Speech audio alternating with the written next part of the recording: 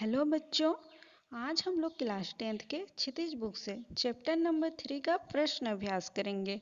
इस चैप्टर का एक्सप्लेनेशन मैं पहले के वीडियो में कर चुकी हूँ। आज हम लोग इसके प्रश्न अभ्यास को करेंगे, तो चलिए स्टार्ट करते हैं। पहला प्रश्न है, कवि ने श्री ब्रज दूल्हा किसके लिए प्रयुक्त किया है और उन्हें संसार रूपी मंदिर का दीपक क्यों कहा है?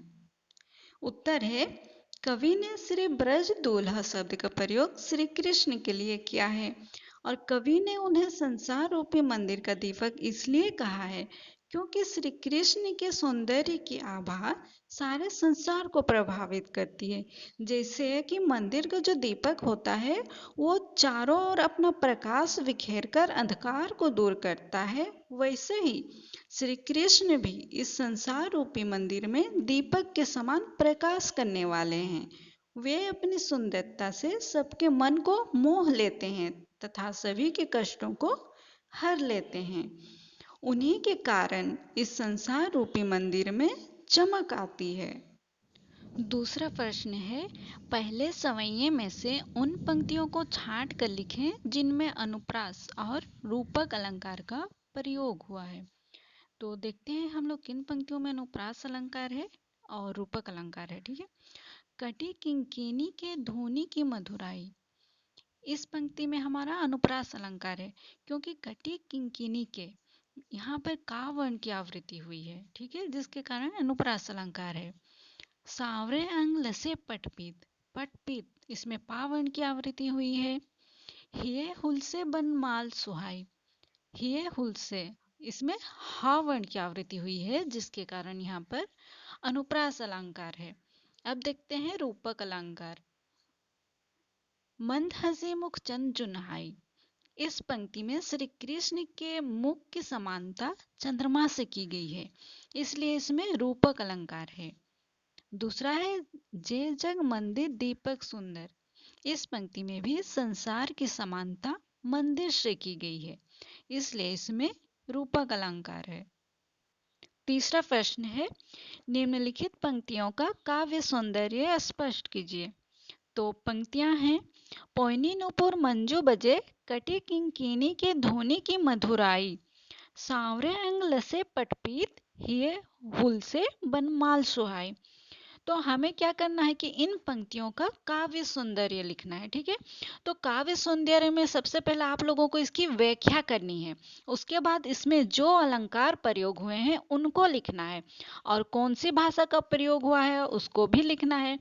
जो भी आप लोगों को पंक्तियों में दिखाई दे उन सभी को लिखना है। ठीक है, तो हम इसका काव्य सौंदर्य करते हैं।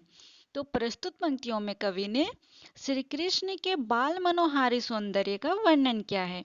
वे कहते हैं कि श्री कृष्ण ने पैरों में पायल और कमर में करधनी पहन रखी है, जिससे मधुर ध्वनि निकल रही है। उन्होंने अपने सांवले शरीर पर पीले वस्त्र धारण किए हुए हैं और उनके हृदय में जंगल के फूलों की माला अत्यंत सुंदर दिखाई दे रही है। कवि ने इन पंक्तियों में श्री कृष्ण के स्वाभाविक सौंदर्य का वर्णन किया है। अब देखते हैं इसमें हमारा क्या अलंकार प्रयोग हुआ है, इसको आप लोग पॉइंट देके लिखिएगा। ठीक है, कटी किंकिनी पटपीत हिये हुलसे आदि में अनुप्रास अलंकार की छटा देखते ही बनती है।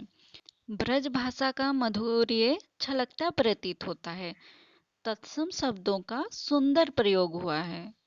चौथा प्रश्न है, दूसरे कवित्व के आधार पर स्पष्ट करें कि ऋतुराज वसंत के बाल रूप का वर्णन परंपरागत वसंत वर्णन से किस प्रकार भिन्न है।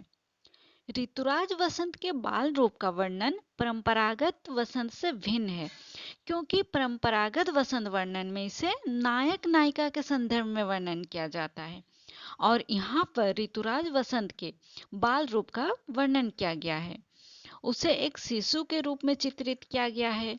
इस बाल वर्णन के बहाने वसंत ऋतु में प्रकृति में आए परिवर्तनों का सुंदर चित्रण हुआ है। वसंत रूपी शिशु को पालने में झुलाने, बात करने, नजर उतारने, जगाने आदि का काम प्रकृति के विभिन्न उपादान कर रहे हैं। इस बहाने से प्रकृति के मनोहारी रूप का वर्णन वो स्वयं हो गया है। वसंत का बाल रूप वर्णन अत्यंत प्रभावी बन गया है। पांचवा प्रश्न है, प्रतहि जगावत गुलाब चटकारी दे, इस पंक्ति का भाव स्पष्ट करें। तो प्रतहि जगावत गुलाब चटकार दे कहने का अर्थ है कि बसंत ऋतु में प्रातःकाल गुलाब चटक कर जब खिलता है तो उसका यह चटकना गुलाब की चुटकी बजाने जैसा लगता है। जिस प्रकार माँ चुटकी बजाकर बालक को जगाती है, उसी प्रकार गुलाब चटक कर बालक रूपी वसंत को जगाता सा मालूम पड़ता है। छठा प्रश्न है, चांदनी रात की सुंदरता को कवि ने किन किन रूपों में देखा है। उत्तर है, चांदनी रात की सुंदरता को कवि ने निम्नांकित रूपों में देखा है। यह सुंदरता एक स्फटिक से बने मंदिर के रूप में है। चांदनी रात की सुंदरता में आकाश स्वच्छ निर्मल दिखाई देता है। फर्श दूध के झाग के समान प्रतीत होता है। एक तारा सी तरुणी मोतियों की माला पहने खड़ी दिखाई दे रही है।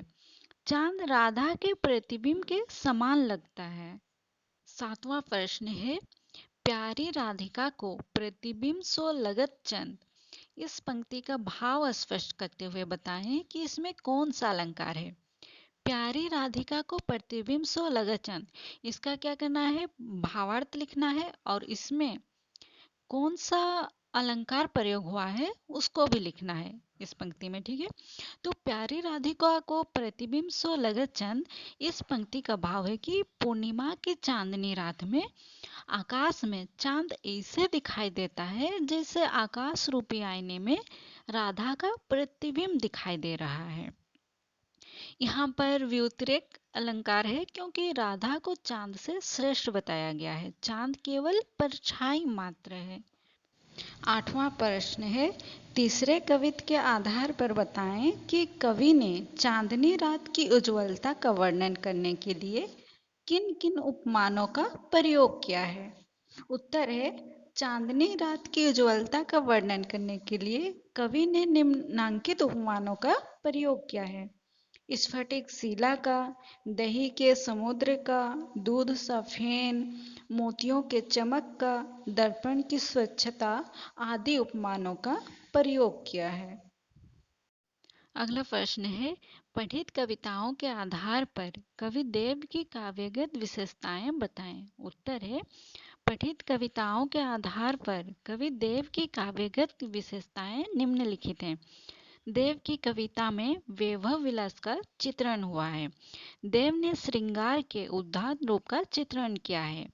देव अनुप्रास अलंकार के प्रयोग द्वारा ध्वनि चित्र खींचने में कुशल हैं। मानवीकरण, उपमा, रूपक आदि अलंकारों का अच्छा प्रयोग हुआ है। तत्सम शब्दों का प्रयोग भी पंक्ति के शोभा को बढ़ा देता है। उन्होंने प्रकृति का सजीव चित्रण किया है। देव के काव्य में चित्रात्मकता के गुण विद्यमान हैं।